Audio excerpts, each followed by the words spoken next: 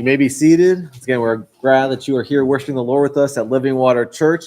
It's a few announcements. So I know for the last couple of weeks, I've been kind of sharing, getting us amped up to hear from my friend and mentor, Slavic Page, who's the president of the Ukrainian Baptist Seminary. His travel plans got rearranged. He was going to speak at a church in Sacramento. That got canceled this last week. So if you were planning on coming tomorrow to eat dinner here, there won't be a meeting, right? So his plans got changed. He's still in Ukraine. And so we're looking to possibly reschedule him coming and sharing next month. So stay tuned for that to hear about how God is working in Ukraine, hopefully next month, if all things going well with travel plans there. This upcoming week, you'll see on the seat, we are doing our last summer laundry love outreach. And so that's this Wednesday at 7 p.m. If you're interested in going and helping kind of just pay for people to do their laundry, we're going to be doing that at the one laundromat in town and on Cloverdale Boulevard. So show up at 7 o'clock. We have about $100 in quarters that we're going to use to kind of help less families in need there. And so once again, it'll be a great time to outreach and to serve our community with that.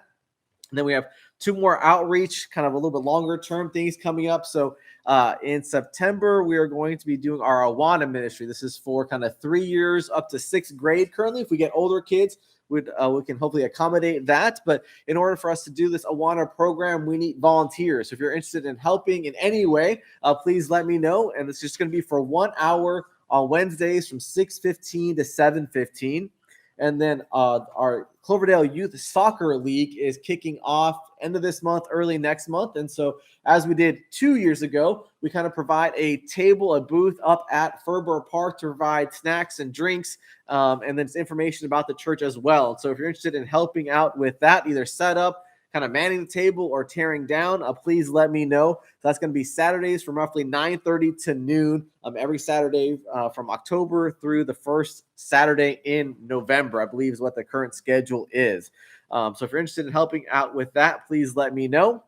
Finally, we have our book table in the back. All those books are free, and I try to update it every month, and so I just re-updated those books. And so if there's anything back there that would seem appealing or beneficial for you, please take it, read it, bring it back, put it back on the table, or pass it on to somebody else. Once again, our goal is to get good Christian material to you to help at whatever stage, whatever needs you may have, whatever questions you may be asking, along with free stuff. So two of our members unfortunately moved yesterday to Florida. I took them to the airport and said goodbye to them.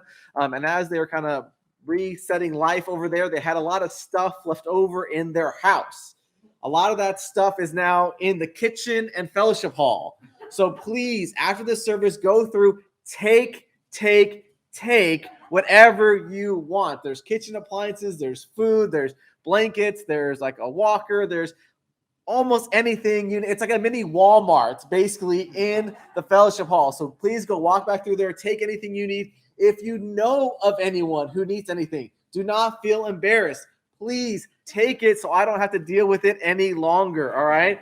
And so once again, just as we even looked at last week with kind of generosity and loving the church, we looked at Acts chapter 2 where it says, the church kind of shared all things in common. And so Ernie and JC shared all their stuff in common with us. And so now let's once again put that to good use, take it and use it as well. So with that, we're going to be starting our new 9-week series in the book of Esther. So if you want to turn your Bibles to the book of Esther, we're going to be looking at roughly a chapter a week. So there's 10 chapters. If you don't have a Bible, you get one in the seat in front of you. It's on page 382. So right, once again, we're looking at 22 verses, so I didn't want to have them all on the screen. So if you have the black Bible in front of you, page 382, the book of Esther.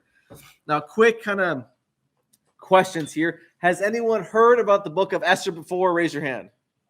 All right. Has anyone ever done a study of the book of Esther before? Raise your hand. Does anyone have no idea about what the book of Esther is about whatsoever? All right. So it just helps gauge me as we're kind of going through this, right? So with that, my next question is, have you ever asked God the question, why? Anyone ever asked God the question, why? Just a couple times, right? A couple times an hour, right? At least, right? We can often ask God the question, why? And so I've been going through the book of Esther. There's lots of questions, a lot of themes, a lot of patterns, a lot of things happening here. And so there's obviously this dynamic of kind of the providence of God, God's sovereignty, how God is orchestrating all these different events, all these different things in the book of Esther from happening. And so there's obviously that aspect. But the book of Esther was primarily written to explain why the Jewish people celebrate a certain holiday, right? And so it's kind of like an origin story, a background story, kind of providing the information for, as you think, if you're raising your kids may ask, hey, Mom, Dad, why do we celebrate Thanksgiving, right, in our context? And so you can say, well, it started with the Pilgrims back in England, and then they came to America, and there's Pocahontas, and there's Squanto, right? And you can give all this information. Why?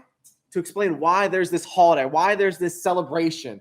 And obviously, like Thanksgiving, there's lots of God's sovereignty, lots of how God had worked through all those different peoples and places to bring them here in the East Coast to make things happen. So as we're looking at this origin story, I want to kind of set the backdrop of what's happening here in the book of Esther. So roughly 1000 BC, so roughly 3,000 years ago, David was king over Israel. And for the most part, the Israelites were living well. Things were looking good. But it doesn't take too long for things to start going downhill pretty quick for Israel. And so by 740 BC, so roughly 250 years after kind of this pinnacle, everything's going good in Israel, right? David's king, and his son Solomon builds a temple, great palaces, right? Everything seems to be prosperous and good. 250 years later, in 740 BC, the Assyrians come and start destroying Israel, right? Not a good time, right? No one wants to be invaded, right? It's usually not a good day, not something you're looking forward to.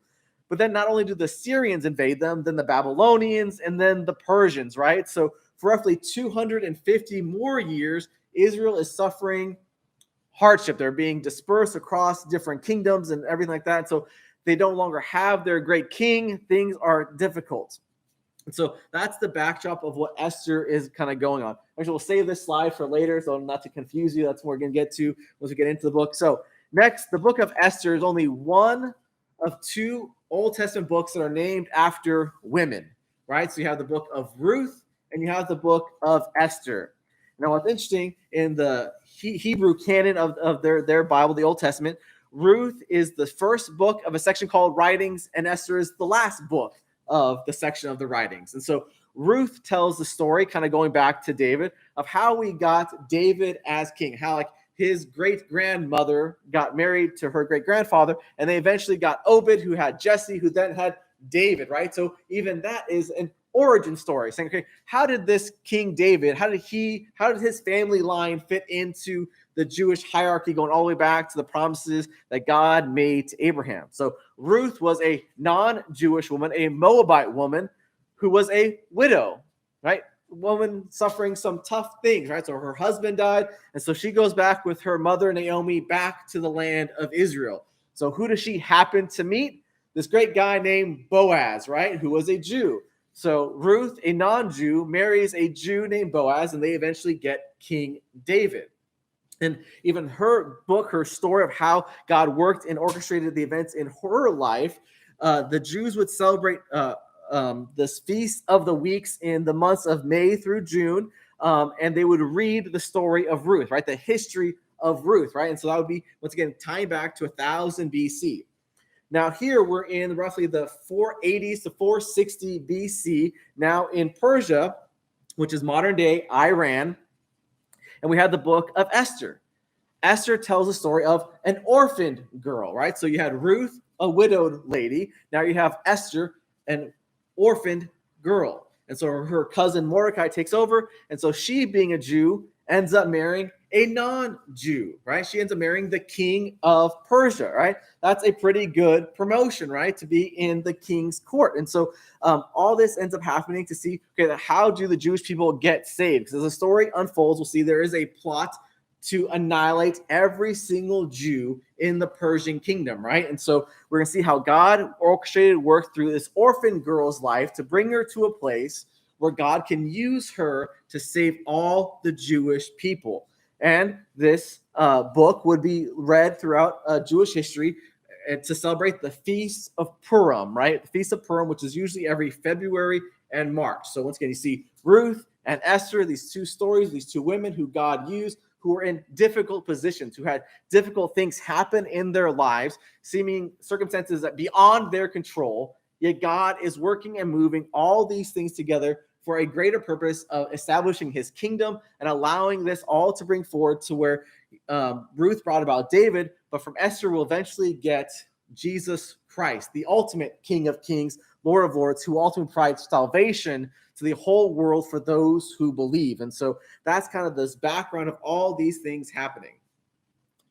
Now, as we look at that, I'm going to say there's a lot of occurrences, a lot of happenings, a lot of things that we sometimes often say, well, isn't it funny how this and this worked out? Or isn't it just a coincidence that I ran into this person at the store? Isn't it just happenstance that this happened? Or we often say, man, what a small world, right? Where we kind of just give it up to chance or to coincidence or to the universe, right?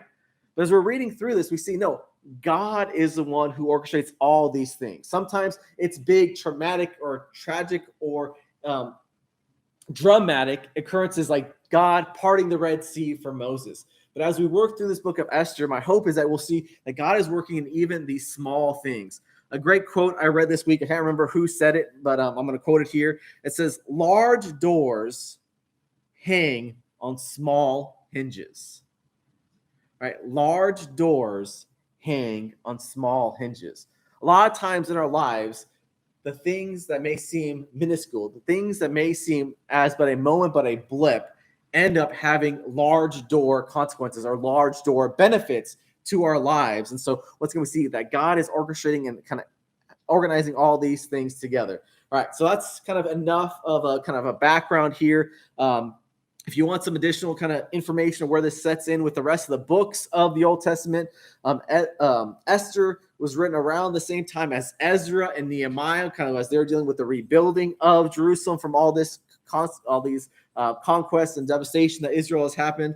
Also, the prophetic books of Haggai, Zechariah, and Malachi are kind of written around this time as well. And so Esther kind of bridges once again the origin story of how Israel got this festival of Purim. And it's also then a tipping point for the restoration, the rebuilding of Jerusalem, but also then bring in the silence of 400 years before Christ comes on the scene to start off the New Testament, right? So the events we're looking at here happened roughly, once again, between 486 and 465 BC, the reign of Xerxes. And so let's jump in now to Esther chapter 1. We're going to read the first 8 verses.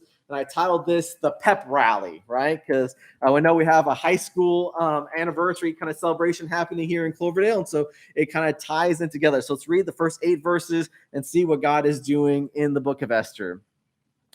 Now, in the days of Ahasuerus, the Ahasuerus who reigned from India to Ethiopia over 127 provinces.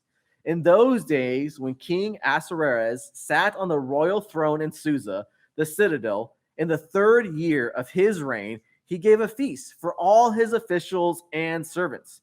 The army of Persia and Media, and the nobles and governors of the provinces were before him, while he showed the riches of his royal glory and the splendor and the pomp of his greatness for many days, 180 days. And when these days were completed, the king gave for all the people present in Susa, the citadel, both great and small, a feast lasting for 7 days in the court of the garden of the king's palace. There were white cotton curtains and velvet hangings fastened with cords of fine linen and purple to silver rods and marble pillars, and also couches of gold and silver on mosaic pavement of porphyry, marble, mother of pearl, and precious stones. Drinks were served in golden vessels, vessels of different kinds, and the royal wine was lavished according to the bounty of the king. And drinking was according to this edict. There is no compulsion, for the king had given orders to all the staff of his palace to do as each man desired. Right? This king, his Greek name is Xerxes. His Jewish name is Ahasuerus or Ahasuerus, however you pronounce it. I don't know. I've been listening to it for many days trying to figure it out. I keep ruining it. So I'm going to just use the word Xerxes. It seems a little bit easier for me to pronounce, right? So this king, right, his dad was king. He is now king of this vast empire. It's 3 years into his reign. And so he's setting up this great display, right? This pep rally, trying to encourage everyone in his reign, right? So we go back to that map now. And so we see where the reign of Xerxes was for this this time period, right? So he's 3 years into it. He's reigning from India to Ethiopia, from India to Africa, right? To the northern end of Africa into Egypt, right? This was a massive empire, once again, for roughly the 5th century BC, for 400 BC. Think about it, right? No planes, no tanks, no automobiles, no telephone, no telegraph, no modems, no internet. Yet this one guy was in control of this entire area, right? If you were under his control, he was your king, right? What he said would happen. And so he had power, he had authority, and he also had lots of riches. And so he wants to show off, look, I am this great king. There's various inscriptions that we have that he, once again, he boasts that he was the greatest, the best, the king of kings.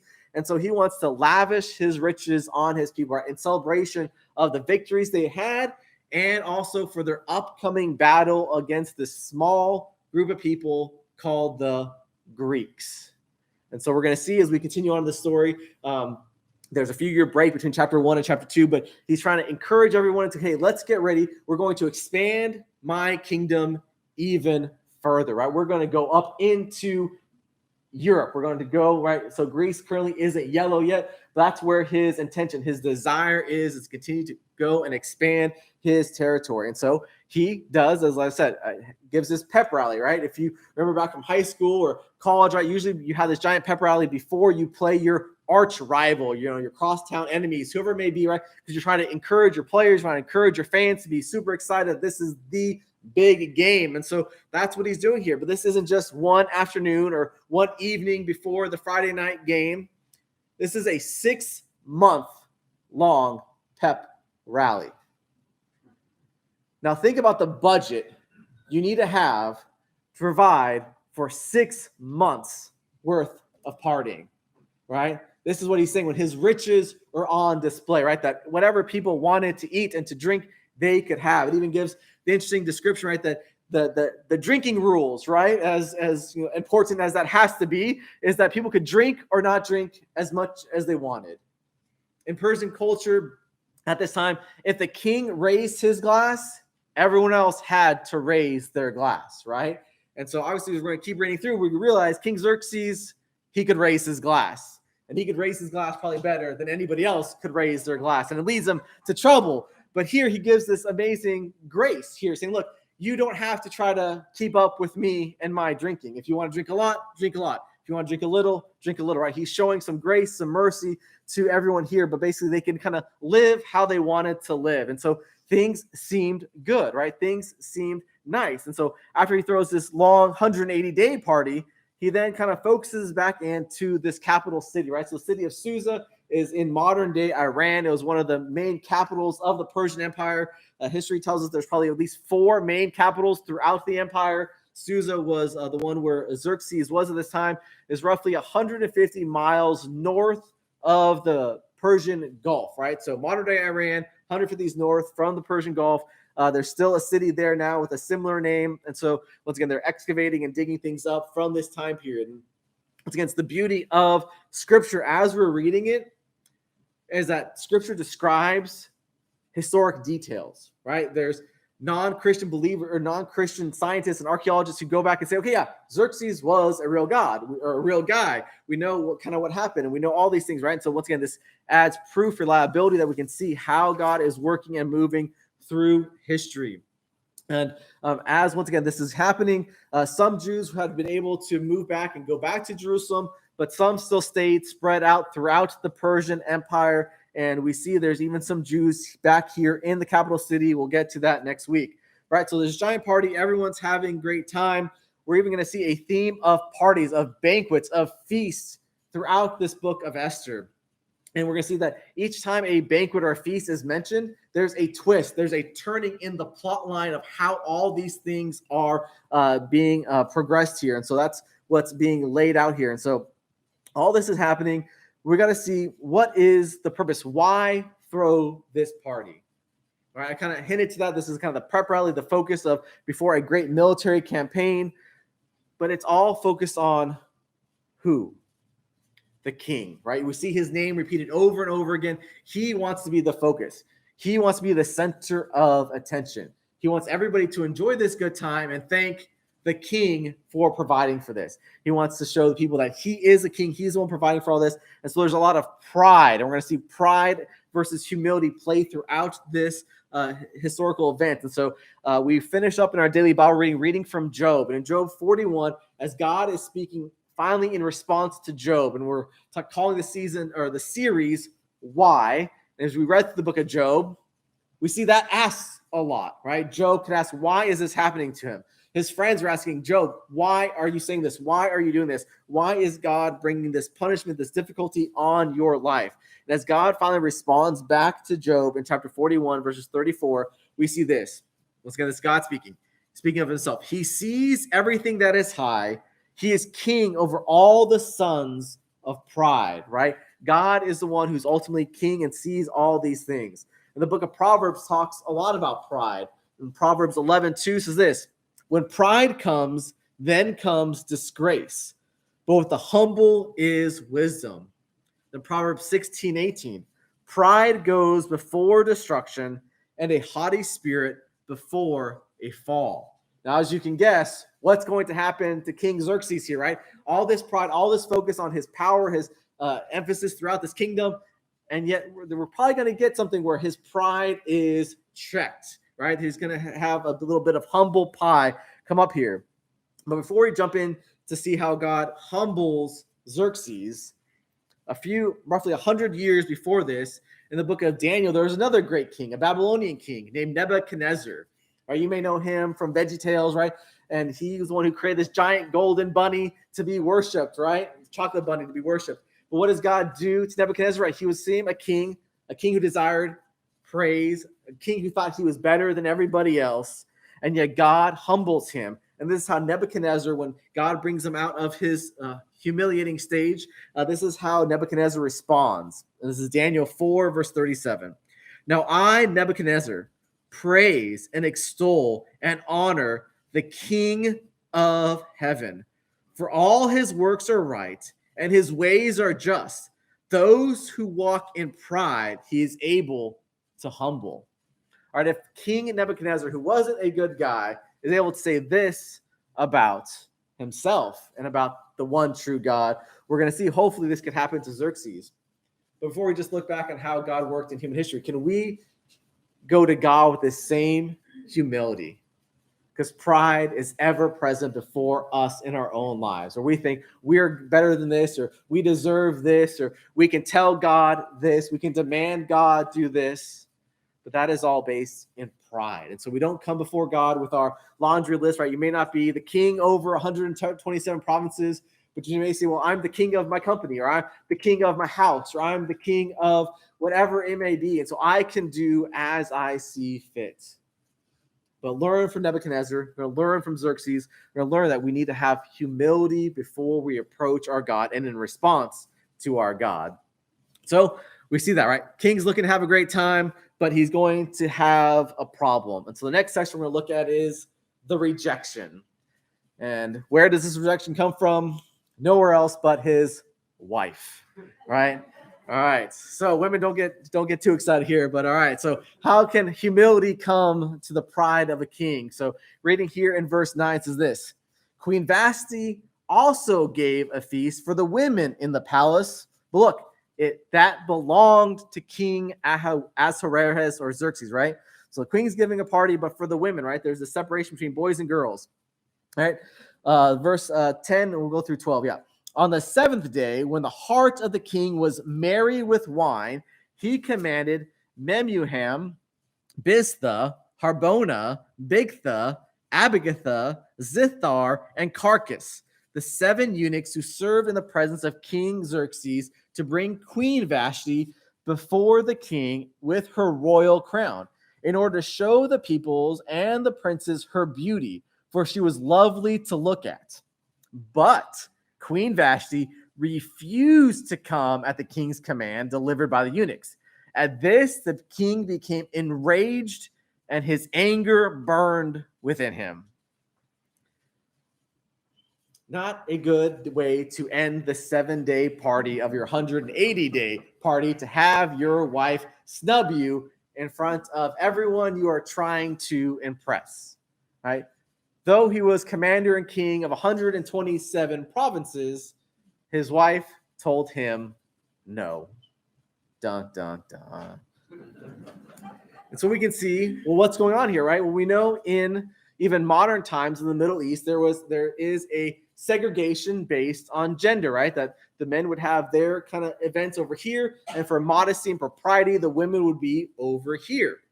And so it seems that is the case here 2,500 years ago, right? The king's having all his pomp and circumstances, his palace garden. Queen Vashti is having her own ladies' party, right? And, maybe they're drinking just as much as the men, but they're doing their own thing. And the king, once again, wants to show off what he has. And so what does he have? He has this lovely queen. And so he wants to show off her beauty to everyone. Well, we don't know exactly why. We're not given why she refused. There's various thoughts or suggestions on what would prolong her to want to not go forward. We know that it's kind of describing here the king is being merry with wine. Now, I know that sounds very pleasant, right? To be merry. But what this is saying is he's probably drunk off his gourd, right? He is gone, right? He is sloshed, he's hammered. And so he makes this command to bring his wife with her crown. Now, some commentaries, even back, some Jewish commentators, one of the suggestions is they wanted her to come in nothing but her crown to be showed off and for her beauty to be put on display. Now, women, would you put some reluctance on that, right? Think even Middle Eastern culture, right? There's supposed to be this separation, right? They're not even in clothes. Men and women are supposed to be separated. And if this is the case, now the king is asking her to come wearing nothing but her crown, right? That would probably be a pretty good impetus for her to say, no, I don't think I want to do that, right? So we don't know all the reasons why she chose to refuse, but she did. And so what happens when pride is checked? What happens when control is checked? Wrath and anger and enragement come from the king, right? He's already drunk. He's losing some self-control there because obviously drinking doesn't make you think straight. And so he becomes enraged. We're going to see this is then the setting up point for what happens next. So we have this great pep rally. Things are seeming good. King's supposed to be in control, in charge and lavishing everybody. Yet his wife rejects him, says, no, I'm not going to come to be on display, to be marched around like a show, pig or dog, whatever else, right? I'm not to be paraded around in front of you whenever you desire, right? She's willing to push back against the king, right? Back onto drinking. So, so we know the king's making some bad decisions. Ephesians 5:18 tells us this, as Paul is encouraging the church on how to behave.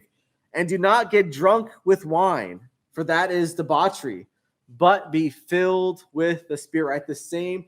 We can obviously learn from the example here that King Xerxes is not making the best decision. So we're once again reinforced with that in the New Testament, not to be drunk with wine, not to be controlled by anything else other than the Spirit of God. But then also we see here, right? Was the queen legally supposed to respond to the king? Yes, right? You still need to follow the authority that's placed above you. And so the queen was supposed to, even though she didn't want to, come before the king. So we're going to see there's some consequences for her standing her ground, her doing what she deemed as right. And we see this once again echoed in the New Testament. In Acts chapter 4, verses 19 and 20, the early church is getting started, and the religious leaders are telling the disciples to not tell people about Jesus. And how do they respond after they've already been put into prison? They say this in Acts 4, 19 and 20. But Peter and John answered them, whether it is right in the sight of God to listen to you rather than to God, you must judge for yourselves. For we cannot but speak of what we have seen and what we have heard, right? So there's this aspect of, look, there's going to be times where we're put with a challenge of who will you listen to? Who will be your king? Will it be the religious leaders? Will it be the secular leaders? Will it be the king of this world? Or will we choose to listen to God above everybody else? And once again, if you choose to listen to God, doesn't mean that everything is going to go right. Doesn't mean you're not going to face consequences. We're going to see Peter and John were already arrested, yet they still say this. And we're going to see as they continue to be bold that they're going to face other imprisonments and God working all those things out. But they still decided we're going to trust God. We're going to listen to him above anyone else. All right. So we're at this party. Queen rejects the king. So now the king has to figure out with his pride being checked, what do I do now? And so as we wrap up this chapter, we're going to see that he gets some bad advice, verses 13 through 22. Then the king said to the wise men who knew the times, for this was the king's procedure toward all who were versed in law and judgment.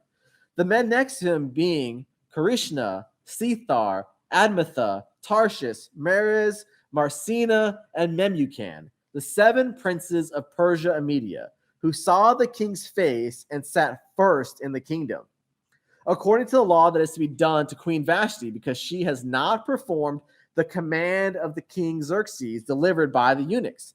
Then Memucan said in the presence of the king and the officials, not only against the king has Queen Vashti done wrong, but also against all the officials and all the peoples who are in all the provinces of the king Xerxes. For the queen's behavior will be made known to all women, causing them to look at their husbands with contempt, since they will say, King Xerxes commanded Queen Vashti to be brought before him, and she did not come. This very day, the noble women of Persia and Media, who have heard of the queen's behavior, will say the same to all the king's officials, and there will be contempt and wrath in plenty. If it please the king, let a royal order go out from him, and let it be written among the laws of the Persians and the Medes, so that it may not be repealed, that Vashti is never again to come before the king, King Xerxes, and let the king give her royal position to another who is better than she. When the decree made by the king is proclaimed throughout all his kingdom, for it is vast, all women will give honor to their husbands, high and low alike. This advice pleased the king and the princes, and the king did as Memucan proposed. He sent letters to all the royal princes, to every province in its own script, and to every people in its own language, that every man be master in his own household and speak according to the language of his people. Right? So this great advice from Memucan, primarily this one man speaking up, is look, let's make an example out of Vashti. Now, once again, we're not given the background information, but reading at this, my guess is Memucan and his wife weren't having a good day. All right. My guess is she might not have listened to something he liked. Maybe she didn't make the meal he wanted to make. And so he's looking at this and, hey, I'm going to make the most of this opportunity. I'm going to get the king to make a command that'll make sure my wife has to listen to me. All right. And so that's this great plan that they hatch up together to take one isolated incident, one bad decision the king made, trying to show off his wife that once again violated cultural norms and everything else. He's now going to make this problem seemingly even worse and spread this law. It's going to affect everyone in his whole 127 provinces, once again, because he's getting some bad advice. Have you ever made a bad decision? Has that bad decision ever then been made by another bad decision? It's kind of like you're walking down a hill and you stumble over one small stone, and then you just keep falling and you can't stop yourself from falling. It just gets worse and worse and worse. I was thinking about getting this. We like watching America's Funniest Home Videos, and some of the funniest videos are like the overly long, prolonged falls, right? So same thing, someone coming down some steps and they trip over the first one, and then by the time they end up actually falling, they're like halfway down the street, right? And so it's just this long kind of just stumbling, bumbling procedure, and it's just hilarious, right? Because it's not happening to you, obviously, right? Just seeing someone else utterly fail for a long period of time makes it that much funnier. And so we see this is what happens to the king, right? He makes one bad decision and then is compounding it again by making another bad decision that then has to reign throughout all of his land. And so as we get into next chapter, this is the why does this matter, right? So we can see, okay, this seems just as a mere husband and wife quibble, quabble, but now it's affected the queen losing her throne, and it's affected this law going out across this whole land. But we might say, hey, look, well, we live in America. We're nowhere near Iran. The Persian Empire has been thoroughly defeated and been gone from eons past. So why does this matter now? Like I said, because we go through the book of Esther, we're going to see that this is just the tipping point for how and why we even have an orphaned girl named Esther come queen, right? This is the background. This is the events that led up to the need for there to be a Miss Persia event, which we're going to see next week, of where this girl gets a chance to have her time in the sun. And once again, it's not just for her benefit, it's how God orchestrates this so that all humanity could eventually get to be saved through Christ. As I was kind of thinking of kind of what relates to this in our society, in our culture, we just kind of celebrated the 4th of July, right? This great big celebration. And it was interesting, as you know, I love history and studied history a lot. The 4th of July is an interesting holiday that we choose to celebrate, right? It's not a celebration of a military victory. It's the celebration of guys writing a letter. Right? That seems kind of strange, right? But it started the events that led to wars, that led to victories, that led to separation from the tyrannical King of England, right? But even that, if you have to back up, well, how do we even get to the Declaration of Independence? Well, one of the other things that, maybe should be a national holiday is December 16th, the Boston Tea Party of 1773, right? Where they threw out all that tea because they didn't want to face the taxation that they felt England was improperly imposing them, right? This is one of the background, one of the stumbling blocks, one of the stepping stones to get the next event. And so as we were looking at Esther, this party, this pep rally, this rejection, this bad advice is just the foundation point to get us to where God is really going to show up and really be working. And so even in this high court palace where most of the people may not have really interceded, right? It's interesting, in this last section,